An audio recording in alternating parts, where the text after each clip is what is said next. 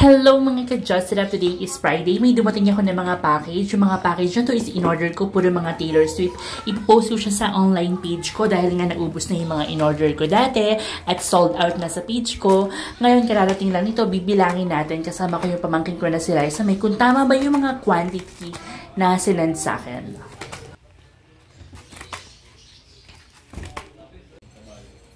Ayun naman yung pamangkin ko na si Liza May. Kakarating lang niya galing school. Sabi ko sa kanya, tulungan niya ako magbilang ng mga quantity nitong magazine na to. Time Magazine, made in USA. Mga ka-Just Setup.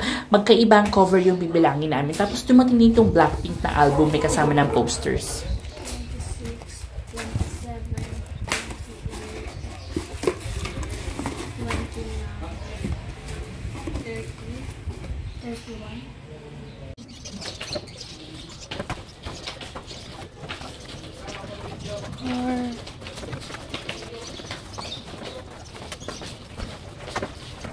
Ayan mga ka-Just Setup, meron din akong dumating dito na Jungkook na Golden Album.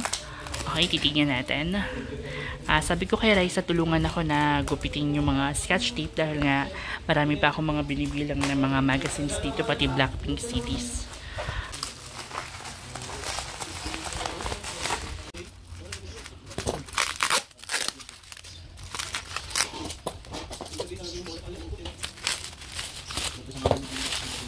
Ayan na mga ka-Just Setup.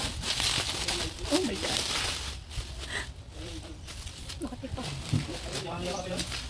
Yung hindi na ako makapagsalita dahil sobrang speechless talaga ako sa ganda mga ka-Just Setup. Kinikilig talaga ako sa ganda. Kukuha ko ng isang album na to.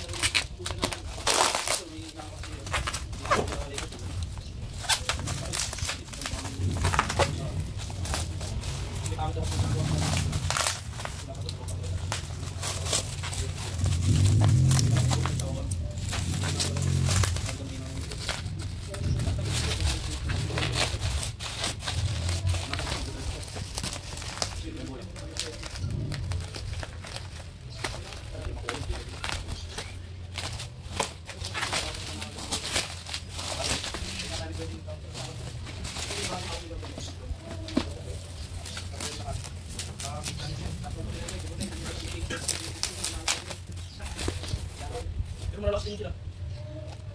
Diyan lang talaga. Black. Hindi nila...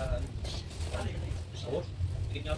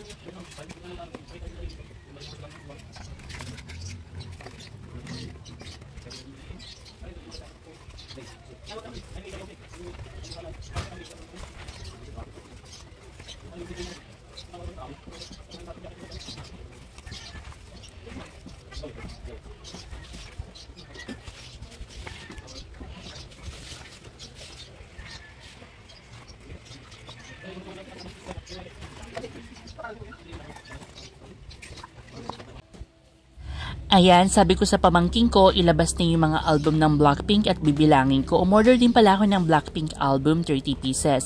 Kapag bumili kayo sa akin ng album ng Blackpink, for every album you buy, mga ka-Jocerap, I will give you the poster, official poster ng Blackpink made in Korea. All original, imported, and sealed brand new, mga ka-Jocerap, for only 550 pesos. Kaya ano pang hinihintay nyo, bumili na kayo, mga ka-Jocerap. Ipopost yan sa mga online page ko.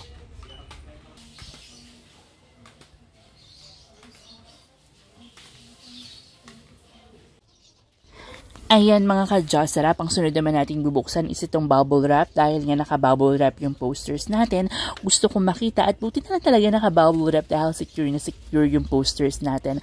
Actually, itong posters na to super ganda, malaki siya at matte. At ano pa siya mga ka-Jocerap ha, direct pa siya sa Korea at official posters ng Blackpink. Kapag bumili kayo sa akin ng Blackpink, bibigyan ko kayo ng posters. Itong posters na to is official posters ng YG Entertainment ng Blackpink.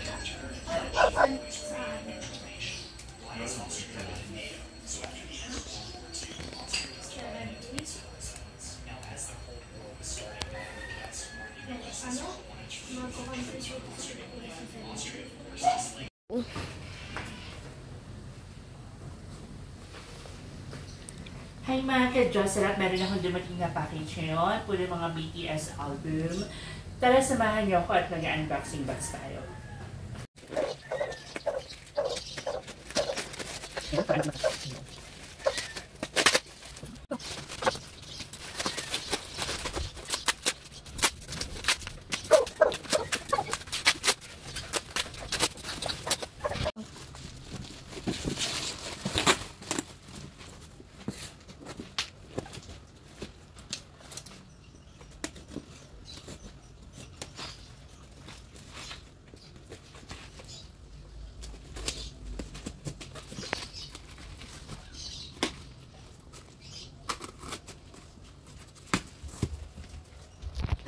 Oh my God.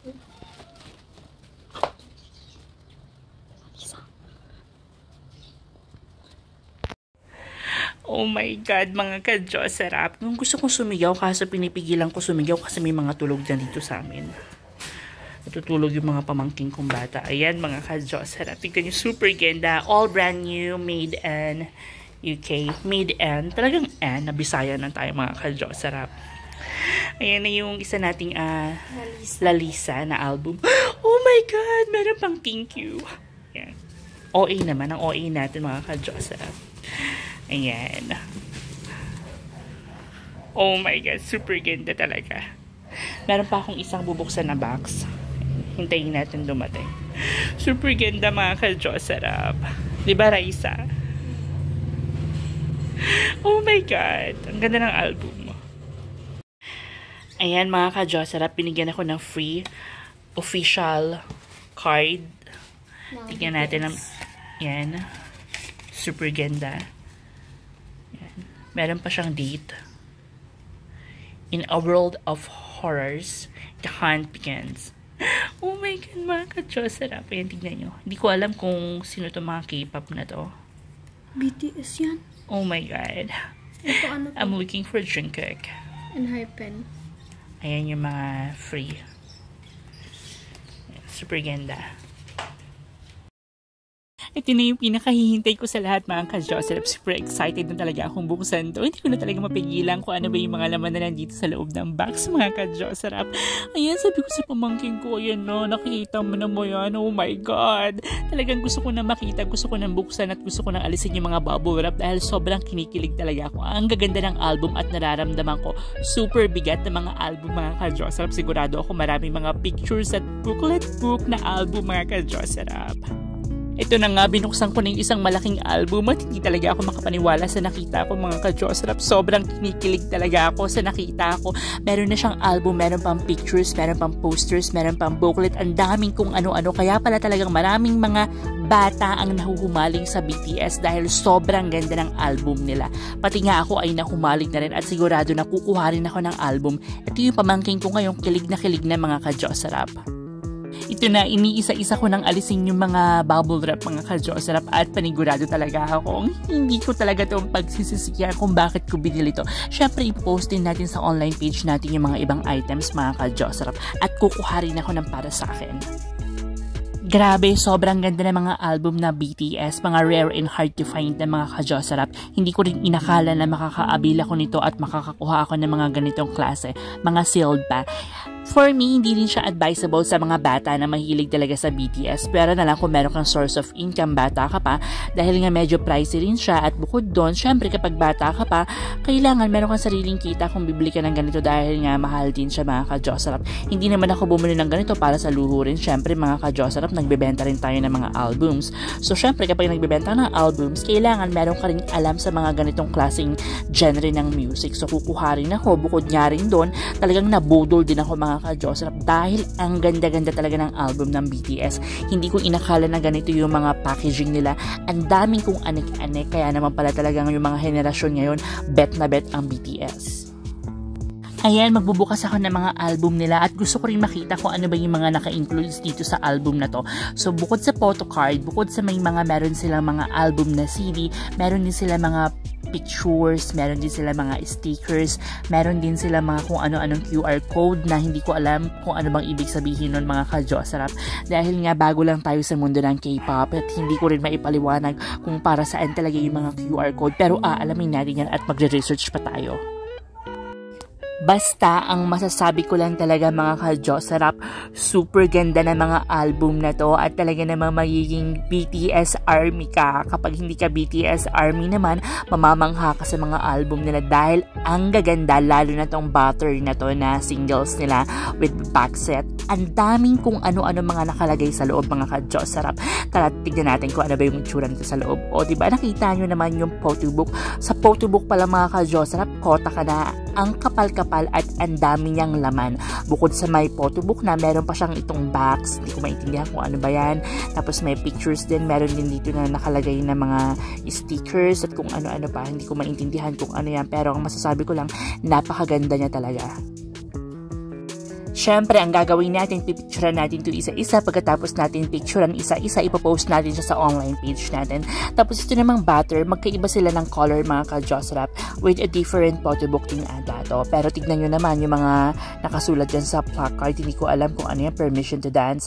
Parang mga ano siya, songbook or song track, I don't know. Ayan, may stickers pa mga ka-Diyosa Rap. Titignan na lang natin siya mamaya kapag tapos natin mag-vlog. Iisa-isahin ko ulit itong mga ka-Diyosa Rap. Ang ganda-ganda talaga ng album nila, wala talaga akong masabi.